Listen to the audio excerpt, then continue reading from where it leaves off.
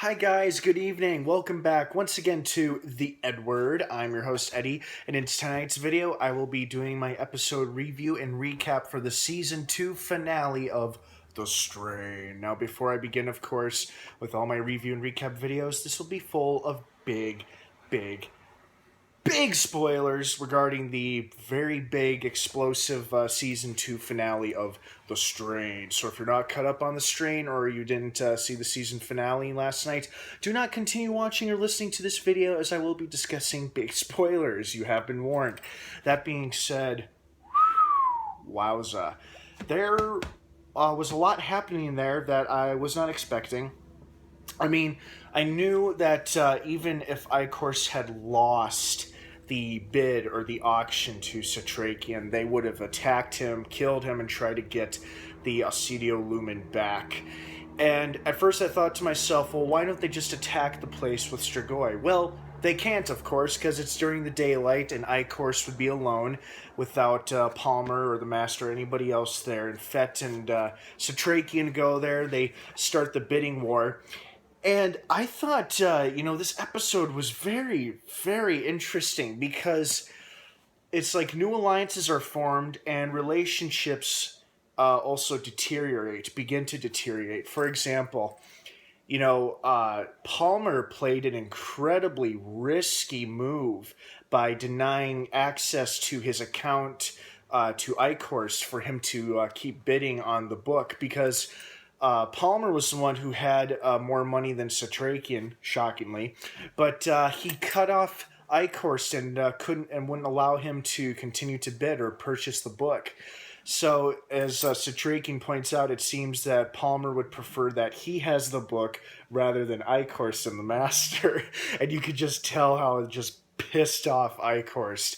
And Satrakian had a great zinger at him before their bidding war began, where he talks about how the Master passed over him in favor of a washed-up pop star. And you could tell it really got under Icor's skin, and he was like softly growling at him, like, But fortunately, our heroes got the book, but not surprisingly, they were ambushed later after they left the auction. They were attacked by a swarm of Strigoi, led by Icorus, but fortunately, thank God. Also, kudos, by the way, for modifying the hell out of the bread truck and making it a lot more, armoring it up and making it look a lot better and able to repel a Strigoi attack. So well done, Fett, Satrakian, you guys were smart. And of course they had the good old nail guns, which are always cool, the silver nail guns. And just when we think they're going to be overwhelmed, fortunately, who should show up after giving a rousing speech to the troops? It's Quinlan, Gus, and the new Sun Hunters. All of Gus's buddies and inmates, they broke out of jail recently, and now they're all armed with machetes, knives, guns, machine guns, pistols, everything, and they start opening fire on the Strigoi. And this was great. I love this part. The Silver Angel showed up in his old wrestler costume, or not the whole costume, just the mask. He showed up in his old wrestler mask. I was like, oh, all right, Angel's getting into the spirit of things. This is great. And fortunately, they're able to wipe out the Strigoi. Icorus attempts to break into the bread truck, but before he can, he's confronted by Quinlan, who then channels the Master through Icorus, and the Master's like, I'm afraid of nothing or no one. And Quinlan is like, neither am I. And he calls him out on being a coward and not actually showing up. He's like, you were wise not to show up tonight. Cowardly, but wise. And then he takes a couple shots at Icorus, but unfortunately he escapes, and the rest of the Strigoi are wiped out. And Gus, meanwhile, gets into the bread truck, and he's looking for, Satrakian or whoever might be in there. And, he realizes that, they've escaped, and there's this beeping noise, and you see that Fett left a little homemade bomb behind, and Gus looks at it like, uh-oh. And I thought to myself, oh God, oh no, not Gus. And fortunately, he's right over the hole that they cut out in the floor of the bread truck, and they went down into the sewer to escape. Fett and Satrakian did. But we don't see what happens to Gus, but the bread truck does explode, incinerating the remaining Strigoi, as Angel looks devastated that his friend, knowing his friend was in there, and Quinlan, I'm sure he was upset, but he just doesn't express a whole lot of emotion. So, Silver Angel and Quinlan look at each other like, what do we do now, as the bread truck bursts into flames? And at first I thought to myself, no! Oh, come on! No, not Gus, please, come on! He's such a cool character, and they killed him. Oh, come on, really? That's how they're gonna let him go out?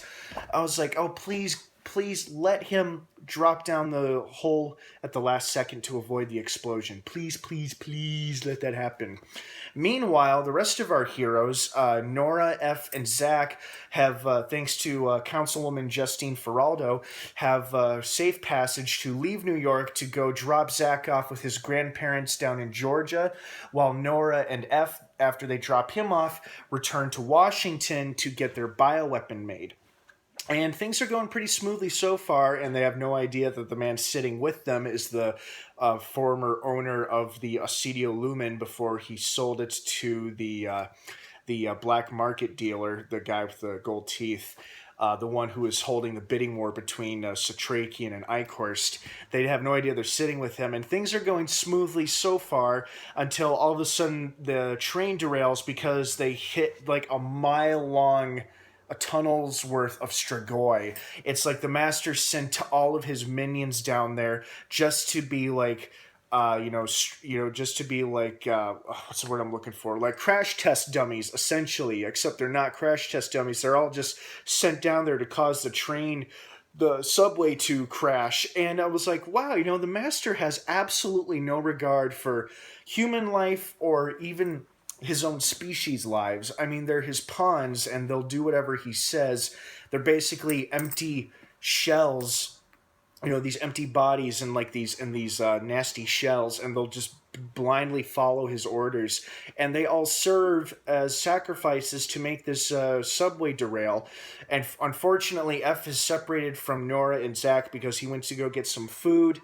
And Nora and Zach make their escape, and they think that F will find them eventually, but they have to get moving because they realize the Strigoi are coming for them.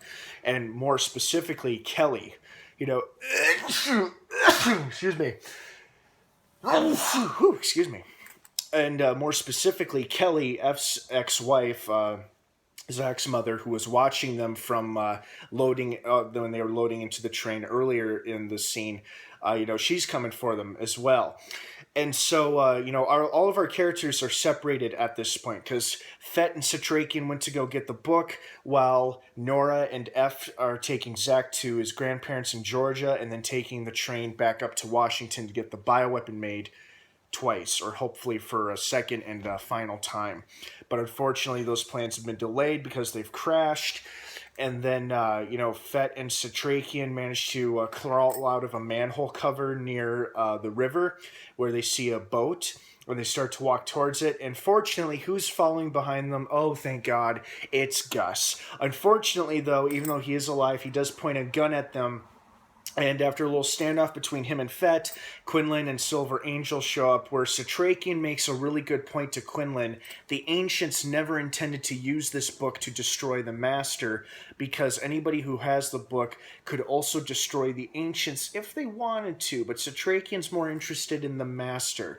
But more importantly, he points out to Quinlan and Silver Angel and Gus that the Master will come after the person who possesses the book, which means they will be drawing the Master out to them.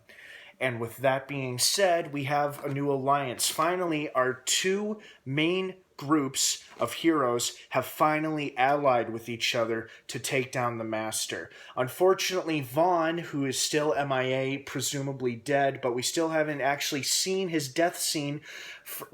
Haven't seen his death. We saw him entrapped in Palmer's office, episodes ago, and he's most likely is dead, but there is a chance he's being held prisoner somewhere. I'm kind of holding out on that possibility because he was my favorite character, and I really want to see what happened to him, or at least get confirmation as to what did happen to him, whether or not he died or he is a prisoner of Palmer and the Master. Who knows? But now Fett and Satrakian have allied themselves with Quinlan and the new Sun Hunters.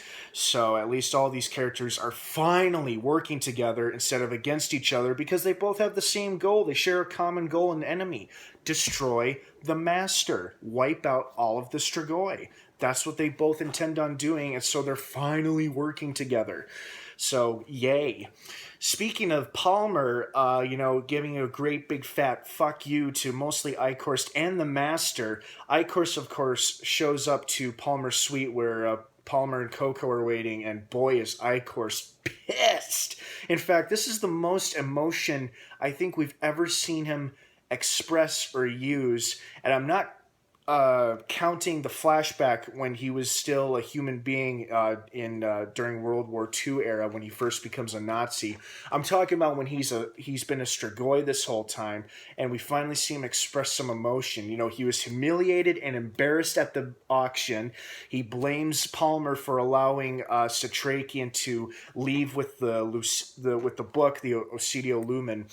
And Palmer, thanks to the encouragement and support of Coco, has demanded that Eichhorst and the Master, more specifically the Master, pay Palmer the respect and dignity that he deserves in everything that he's done for them, and all of the resources he has at his disposal to help them carry out their plans. And Eichhorst just laughs at him, scoffs him off, saying, "You're gonna tell the Master what to do? Ha ha ha. That's funny. That's really funny. How do you feel about that, Master?" And sure enough, the big ugly man rears his ugly head, much to the surprise of Palmer and Coco. Now, Palmer is trying to maintain his strong stance, but you can tell he's, pretty afraid of the Master because of what he can do. And the Master basically says, "Our deal and terms remain intact, nothing has changed." And then he shoots his tongue out, and at first you're like, oh, well, he's finally going to turn Eichhorst. Nope. Gets poor Coco as Palmer tries to stop him, but Eichhorst restrains him, and the Master just literally sucks the life out of poor Coco. And he did this mostly because Coco was the one who was encouraging Palmer to act against the Master and Eichhorst and stand up for himself to try to get their respect for him. But basically the Master did this to send a very clear and direct warning, threat really, to Palmer, saying, "Do not ever cross me again," because Eichhorst points out how Palmer basically sabotaged their chances of getting the book, and that he ultimately betrayed the Master. Palmer doesn't see it that way, but he really did. I can see where Eichhorst is coming from. He betrayed Eichhorst and the Master, and you do not cross or fuck with the Master unless you have a death wish. And so so I think the main reason why the Master did that was to hurt Palmer for losing the book to Satrakian, and for sending a message saying, "If you cross me ever again, this is going to happen to you. I'm only going to do it to your girlfriend, and I'm also eliminating her so you don't have any more distractions, so you can purely focus on our plans and operations like that has been from the beginning without her distracting you. And you are going to do as I say, and you will not question me or challenge me ever again." That's basically what he said all of that to her when he struck Coco in the neck with his monstrous tongue. That's basically what he was telling Palmer. Don't ever cross me again, or this is going to happen to you. And Palmer is just devastated. I mean, he loses his little girlfriend there. I don't feel too bad for him. I do feel bad for Coco, but I don't feel too bad for Palmer, because he's still a dick for everything that he's done to the people of New York City, the facade of being this humanitarian, and he's really an agent of evil. I didn't feel too bad for him. I mostly felt bad for Coco, but it was interesting to see him express emotion after, putting on this tough stance for so long and acting so emotionless. And, we see him upset, much to Eichhorst's delight. So then, of course, with the final act, Nora and Zach are lost in the subway when they come across Kelly. Nora tells Zach to step back, and she tells him to run. And when he tries to run, Kelly stops him, but Nora engages Kelly. The two fight for a while. Nora manages to get a few cuts and slices into Kelly, and right as she's about to, cut her head off, God damn it, Zach, for thinking that it's your mother, he yells, no! Distracting Nora, but giving Kelly the chance to launch her tongue and latch it around Nora's wrist and filling her full of white worms. And I was like, oh, no, no, no, no, not Nora. And, then Zach starts yelling, no, leave her alone, stop, stop. And Kelly does eventually release her grip on Nora, turns her attention to Zach, where Zach does pull out his knife, but he just can't bring himself to off his mother.